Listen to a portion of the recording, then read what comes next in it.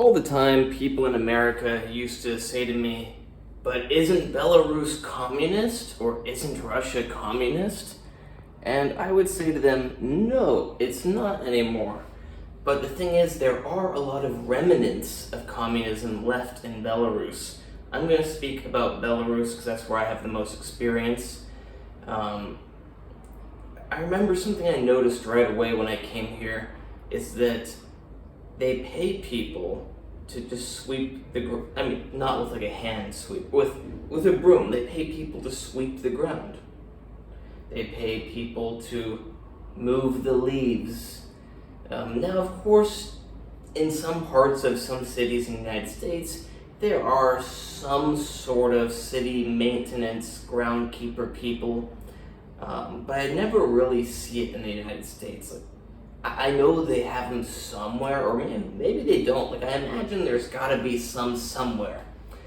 But here, everywhere, you're walking down the street, the sidewalk in a city, and you'll see someone just brushing the sidewalk. Maybe there's leaves on it, maybe there's just some dust on it. It doesn't really matter what's there, but somebody's gonna be brushing it to clean it up. Now, I think that's nice. Say you can do that, why not? It's certainly nice to have a clean sidewalk, and I don't think people get paid to do this, but I've seen old ladies even cleaning the grass. There'll be some grass between apartment buildings and there's leaves on it, and I've seen old ladies go and pick up the leaves and put them in a pile and throw them away. But yeah, I think people are mostly paid to clean the sidewalks, to trim some plants. I don't know, maybe they're also paid to move the leaves off the grass. I just didn't pay attention to that. You got people that also clean the sidewalks with water. You got people that drive machines that have spinning brushes that clean the sidewalks. But enough about cleaning the sidewalks. People also clean the streets, but that's common everywhere. But the point is, there's a lot of jobs here that you wouldn't really expect, because in communism, they kind of just had a job for everything. Everybody had work. Also, and I'm not going to speak for communism, I think it's the case, but right now, there's really not welfare if you don't work. You have to work. That's why they don't have a bunch of lazy bums on the street begging for money. They do have some people that will ask for some money, but it's not like the United States, and they're not taken too kindly. In the United States, people really tolerate them. Of course not everybody, but here it's much more rare, because if you don't work, you don't get money. It's that simple. And if you're old and you're on pension, if you're retired, but in Russian they just say he's on pension, whereas we would say he's retired. You get money if you're retired. You get money for a couple of years if you're pregnant or giving birth. I'm not sure exactly when it starts. Maybe when you give birth. I don't know. There's a lot of paperwork for things, a lot of bureaucracy, and in my opinion, bribery can make things better. Not that there is bribery here, not that there isn't bribery here. I can certainly say that there's less bribery here than somewhere like Ukraine, but I'm not going to speak to the level of corruption here. It's not that high in my opinion and from my observations, but it wouldn't necessarily be a bad thing to have it. Now, of course, it sucks when you need money for things, you want everything to be fair. Yeah, it's great for everything to be fair. But when the bureaucracy is over the top, you have a separate system for doing things, which is the bribery system. And I believe I've heard that this is what happened in the Soviet Union, that bureaucracy was just so overwhelming that nothing could get done unless you bribed. So you had the official way, which would take forever, be really difficult, and you had the way you were gonna do it. I mean, I guess unless you're really poor and you just could not afford to bribe. Also, during the Soviet Union, I've heard that pretty much everyone had to bribe their way into school. Here in Belarus now, to my knowledge, there's not very much bribery. I've heard a lot from Ukrainians about how Ukraine is, and from people that have been there and who, there is clearly a big difference. Now, I'm sure there's some amount of bribery here, but it pales in comparison to Ukraine. I don't know how much bribery there is in Russia. Now, cheating. Not exactly a Soviet Union thing, but I'm on bribery, which is a Soviet Union thing. I'll quickly introduce you to cheating. Cheating is not so frowned upon here. I'm not an expert on cheating. Believe it or not, I've never cheated in my life. So I don't really know what happens when you get caught cheating. I thought you got kicked out of school if you got caught cheating in the United States, but I'm not sure. I hate cheating. I know everyone does it, and I know probably because everyone does it, I shouldn't hate them for doing it, just how it is, but I really do. It pisses me off when people cheat. But yeah, here, if you cheat, it's just you gotta retake the test. Probably the professor will mark you down, but you're not gonna get kicked out, generally. So what else is left over from the Soviet Union? There's physical things left over, the hammer and sickle, that's on a lot of buildings and stuff. There's a lot of Soviet Union signs that are left. I can't think of exact examples, but I know that you don't necessarily notice them if you're not looking for them, but sometimes people point them out and you're like, oh yeah, that is, a bus stop will still have a Soviet Union, or it still say BSSR or something, which is Belarusian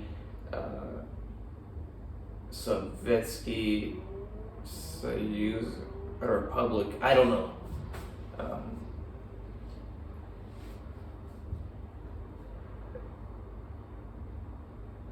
Yeah, I'm not exactly sure what BSSR stands for, because there's USSR. In Russian, that's SSSR. Not super important. Belarusian Soviet Union, basically. But yeah, you can see those if you pay attention.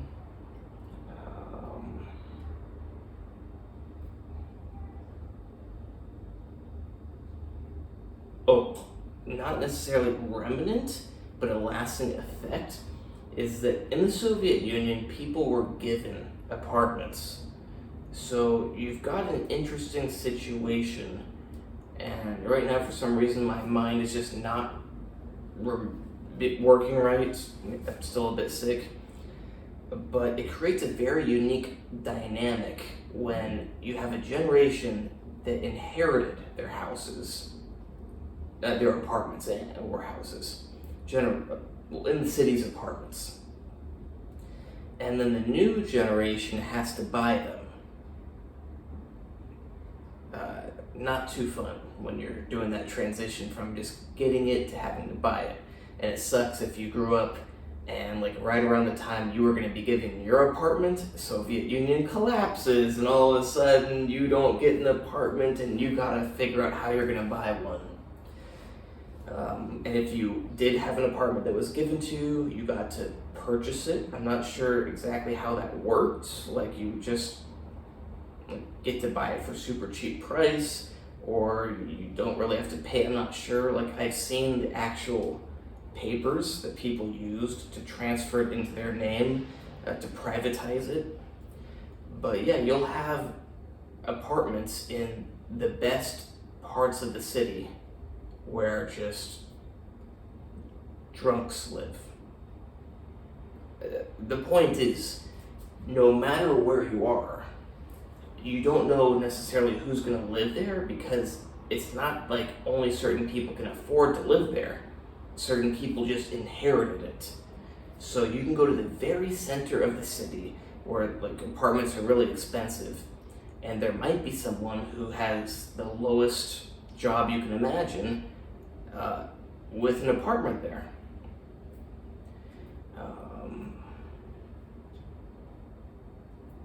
There is, I don't know much about this, but there's also housing at work.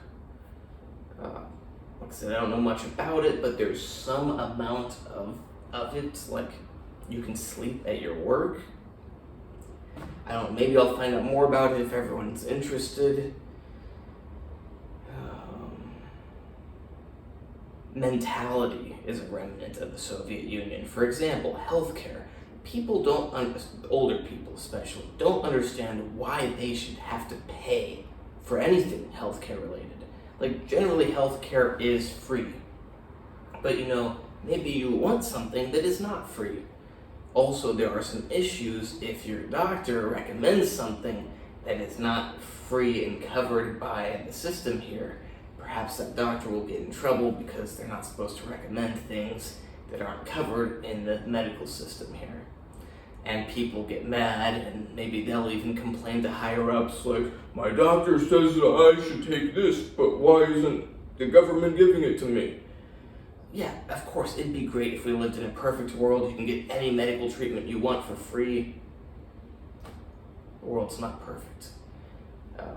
So they really just can't my wife has tried to explain to some of them, like, doctors have to work.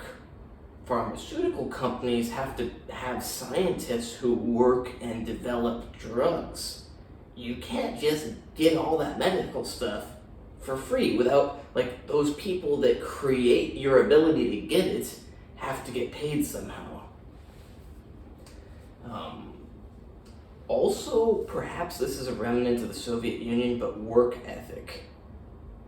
It's pretty poor for a lot of people. Like, you've got your hard workers, like anywhere, but you got a lot of people that seem to think that it's their right just to show up to work. Now, of course, you got this in the US too. I despise it. Yeah, it's shitty to do that. Of course, you're gonna get these libtards to go, it's my right because something's being stolen by capitalism. I should not have to work hard. I don't know, they come up with weird logic. At the end of the day, you're being paid to do something, you should do it. Don't screw someone over because you're lazy and then complain that you're not getting paid enough. That's what's really funny here. Like, I'll encounter people that complain that they're not getting paid enough, but they don't work. So why should they get paid at all if they don't work? They think it's just super communism where you just show up to work and you get whatever amount of money you want. That's like how some of them really think. Now, it's not like how communism was. It's not, but yeah, they got this weird mindset that everyone should just get money regardless.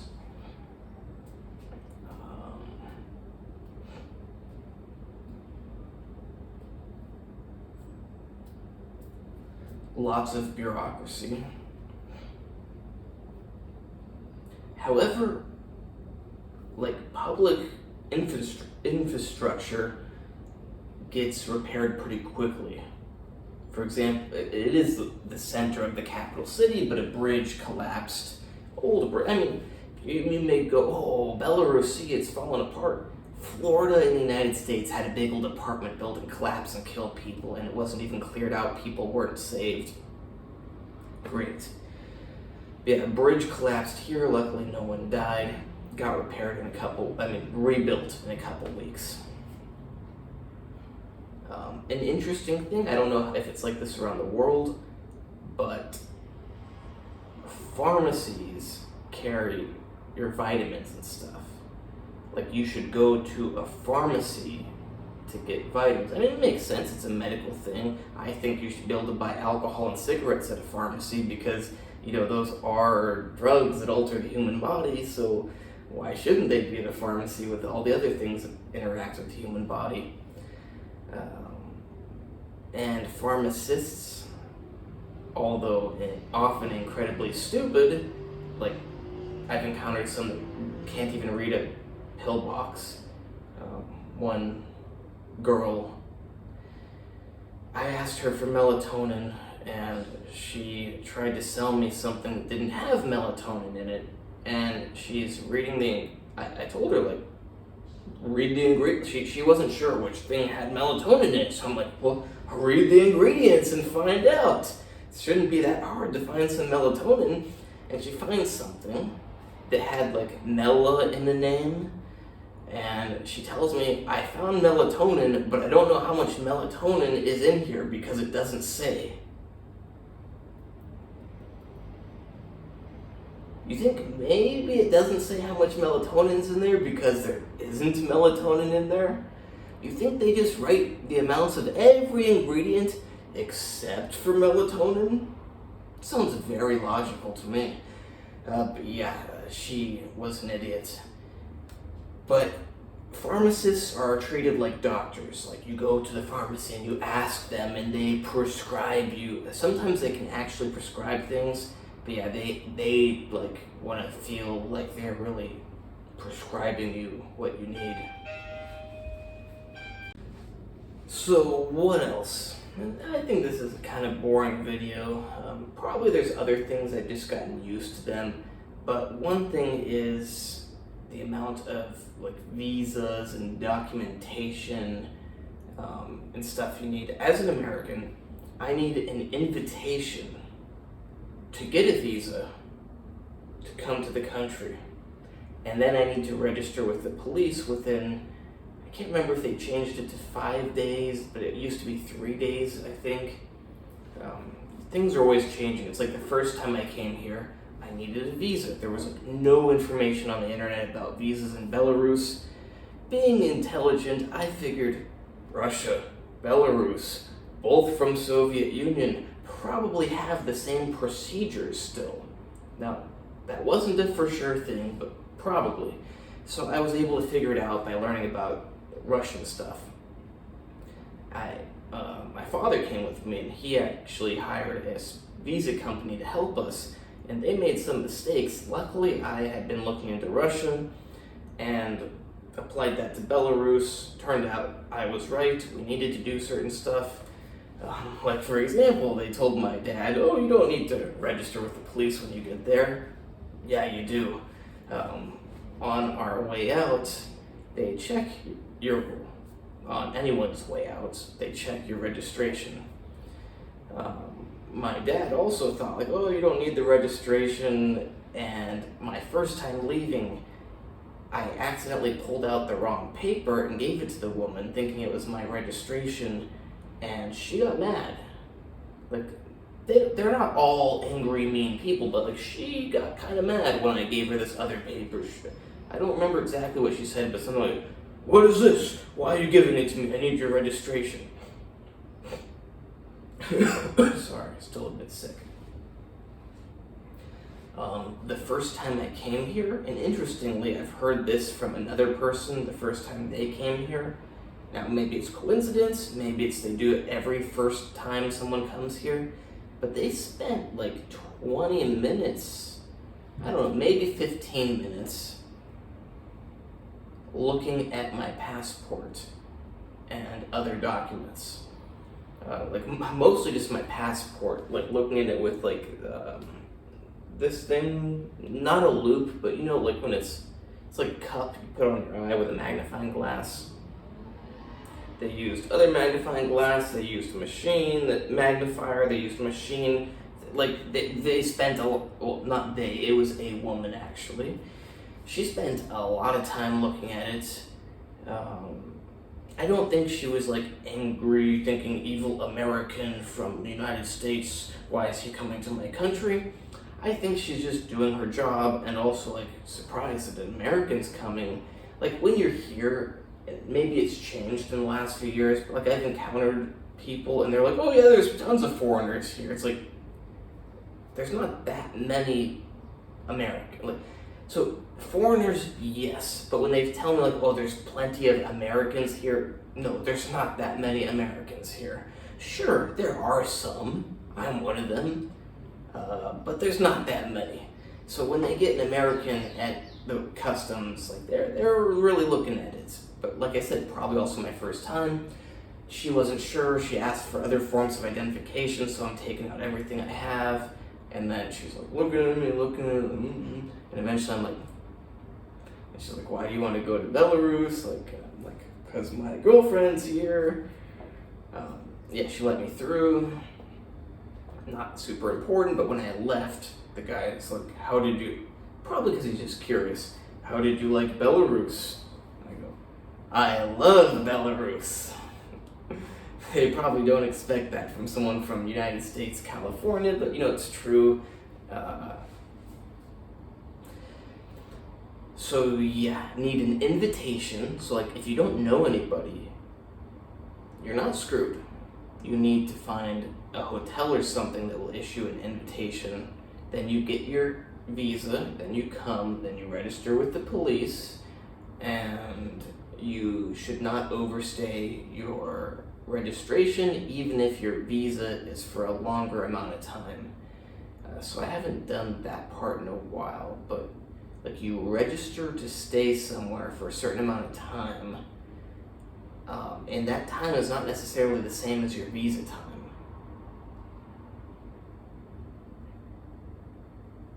Yeah, the university handled it this time. I haven't done that in a while, and I made sure just to do the times at the same time. But yeah, when I got married, I had to provide proof that I'm not married. Like, you would think, but, well, I don't know. It shouldn't have been that hard, but actually the bureaucracy in the United States made it a disaster. Okay, so anything else? This doesn't really have to do with the Soviet Union, but more so of it being a less developed country. You'll be in the center of the city, of the capital city, not in the exact center of the center, but in the center, and there will be just like a village house with goats. I posted a video. Like, I'm not right in the exact center of the center, but I'm in the center of the city, and you'll have big old modern buildings, and then you'll have like an old village place with some goats.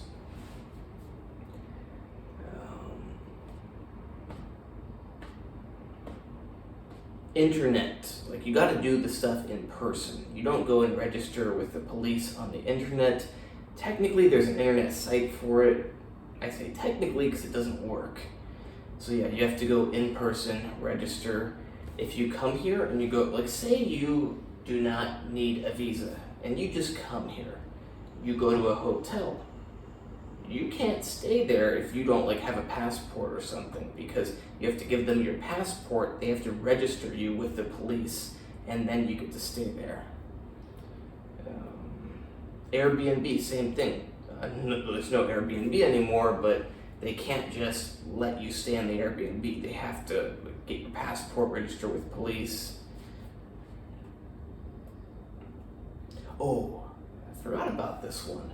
But when you go into apartment buildings, so you like open the door to the main building, and like maybe you go up a flight of stairs, maybe you go up an elevator, and then you would think that there's a bunch of doors for different apartments. Well, yes and no, because a lot of those apartments in the older buildings used to be communal apartments. So like the first door leads to a little hallway, and then there's like 2 doors. Not like 2 doors, there's 2 doors. Maybe there's some with 3 doors, I don't know. I haven't seen a 3-door one, but it's interesting. Like, you open the door, and there could be indoor floor with like maybe even a little stool or couch or something, maybe a rack for shoes, and then it goes into 2 separate apartments. Also, the bathrooms here, I'm not sure if this is a Soviet Union relic or just how it is, but they separate the toilets from the showers and sinks. I imagine it's because if you got a lot of people living in one place and one person, like, you want to take a shower, well, if someone's taking a dump in there, well, maybe you don't want to take a shower right then. So they separate the toilet from the shower, which oftentimes in older apartments like the shower has imagine water comes out of here. So you got the shower over here, and then you got your sink over here, and you move it so like you can use it for the shower, use it for the bath, and then you can use it for the sink. A big one. The government controls the heating. You don't get to just, unless you install a custom heater. Maybe some new buildings also have it for the building. I don't know, but every building I've ever been in, you cannot turn on the heat. If it becomes cold unexpectedly, you need to use blankets. This has happened to me in the summer when it randomly became like, 40 degrees Fahrenheit. And it's happened to me in the fall. So this year, the winter came early. It was like September or early October. And it was pretty cold. But the heat did not come on because they have a set date for it to come on and a set date for it to go off. Another thing is hot water. For like a week or two each year, they shut off the hot water to work on the heating system. So unless you have your own personal heating system of some sorts, you are gonna not have hot water. But it's not too bad. I got used to it real quick. This year, winter lasted longer, so it was kind of unpleasant. It was like still pretty cold and it got turned off, but I got used to taking cold showers in a cold environment. Now it's real hot and I want to take cold showers. So yeah, if they turn off the hot water in the summer, who cares? It's hot.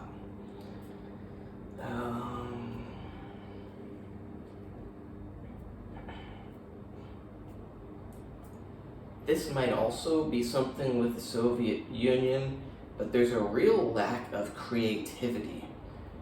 Everybody believes in like following orders, like in rules and stuff and procedures, and not deviating at all. Now, of course, well, you're gonna get in trouble if you don't listen to procedures. Everyone can say that, but at the end of the day, you gotta sometimes propose making some changes or take matters into your own hands. You might go to get a pizza and you want pepperoni, garlic, tomato, and basil, but on their list of pizzas, they've got like pepperoni, garlic pizza, and they've got tomato basil pizza, and they've got a whole bunch of other options, and they've got option for like nothing on the pizza. And say you order like pepperoni, garlic, tomato, basil. They do not simply take the price of those toppings and the price of the other toppings and add them together over the base pizza price and give you the pizza you wanted. They tell you, we can't do that. Sorry, it's not on the menu. And you go, just charge me for all the ingredients. Just charge me extra. I'll pay extra. I want my pizza how I want it. I don't care about the price. I'll pay extra. Just do it. Sometimes yes, but so often no. It's like you say, I want pizza with this on this half. Like say there's two, like you pick from two of the options that are on the menu. And you'll be like, I want that one for half the pizza, that one for the other half the pizza. They say, no, I can't do it. And you're like, I'll pay the price of the more expensive pizza for the whole pizza. You don't need to do any math or anything. Just charge me for the more expensive one, but do half and half.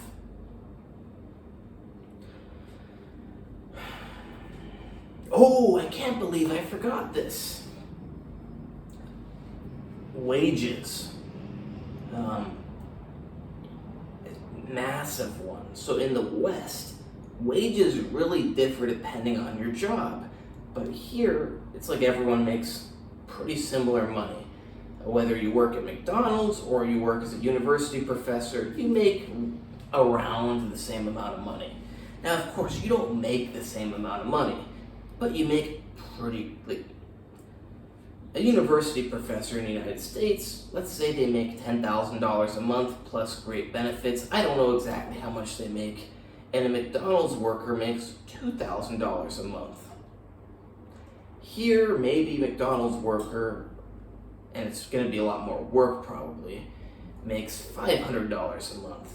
And university professor makes $500, $600, $700 a month.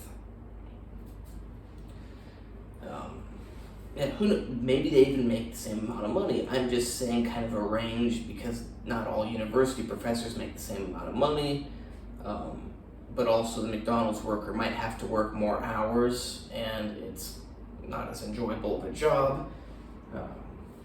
But yeah, I see advertisements all the time for McDonald's offering $500 a month, and I've heard from people that have actually worked at McDonald's.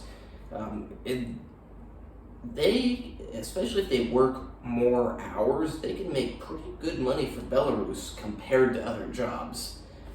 Like working at McDonald's in Belarus, it's not down there. It's in the middle. All the jobs are right around here. That's the thing that's a remnant of communism, is like everyone makes the same amount of money. Not literally everybody, not literally the same amount of money, but everybody's pretty close. Now, the exception to this, and I believe there's some disdain for this, is that IT workers bypass all of this because they're getting their pay from international IT companies. So whereas everybody makes like $500 to $1,000 a month, IT workers, maybe they're making $3,000, $4,000, $5,000, $6,000, $7,000 a month. They can live way better than everyone else here. It is what it is. I personally just don't like seeing skinny little weaklings that IT workers tend to be, and they tend to be cowards. Of course, there's some good IT workers out there, but I believe men should be strong, not like most computer people. Now, I'm great with computers myself, but I went into medicine, not computers, because everyone told me go into computers, but I like the human body, so I went into medicine. But even if I had stuck with computers, I would still probably look just like this, still be the same person, but not the same person, because I wouldn't be into the human body stuff as much. Well, I'd still be into it, I just wouldn't know as much about it. Don't need to get off topic. Not really a Soviet Union thing, but vodka is the alcohol of choice due to it being cheap. In the United States, young kids, especially girls, are going to drink some nice fruity drinks. Maybe now they would drink their White Claw. Here, girls drink vodka with some Fanta. Maybe they mix them, maybe they drink the vodka, then the Fanta, maybe they mix vodka with water and then chase it with Fanta, but they're generally not getting fancy drinks. Maybe on New Year's they'll have some sparkling wine and some other stuff. But say they're just going to go out to the club, they're going to either stay in someone's apartment and drink vodka with Fanta, or who knows what suit they pick. Or they'll bring a bottle of vodka with them and drink it in the taxi, because here you can, I don't know for sure, but everyone drinks in the taxis and cars. I don't know if it's legal, but people here tell me they think it's legal. Or they will bring it and drink it outside the club, chase it, and then go into the club.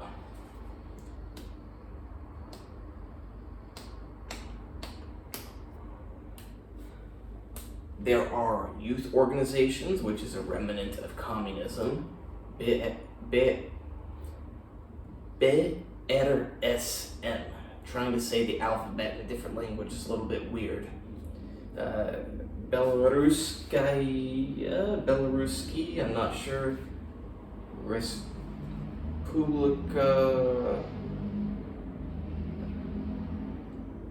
Soyuz Mladosti. Like, Republic of Belarus, Union of Youth.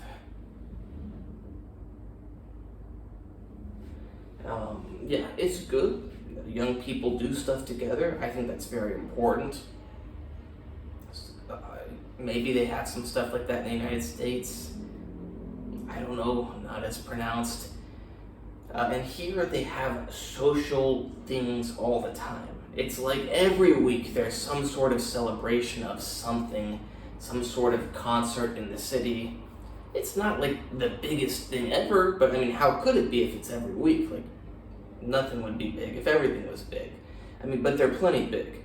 Like the other day, it was Youth Day, so they had a concert. They had like stuff for kids to play games, like giant chess sets or giant checkers sets, some balls, all sorts of things, just for young people to hang out, play with each other, and have a good day.